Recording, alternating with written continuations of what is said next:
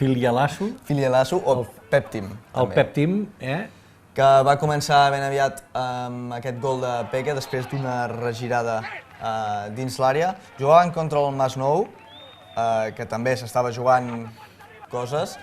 Sí, recordem que el Masnou havia baixat de tercera divisió l'any passat i estava en els llocs de descens abans de començar la jornada.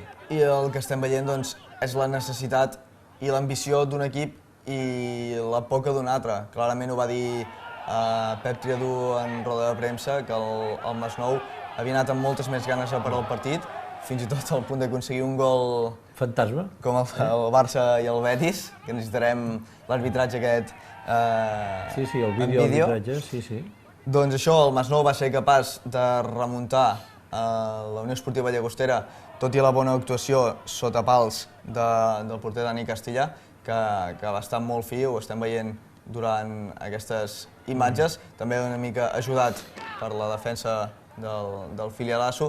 Es van tenir ocasions, sobretot més al Masnou, i no entenem aquesta baixada que ha fet el Llagostera en els últims partits. El que li ha passat al Palamós de les últimes jornades, deixar-se anar, el Llagostera bé ho ha patit, però tenint un objectiu, i això ha sigut una cosa una mica inexplicable. Amb aquesta, per exemple, aquesta falta de tensió, falta d'entesa entre Dani Castilla i els defenses, doncs va ocasionar el gol de la remuntada del Masnou, i aquí ja veiem accions que s'escapen del futbol i que no hauríem de veure mai. Una acció d'un jugador del Masnou que va acabar expulsat per una agressió. Jo no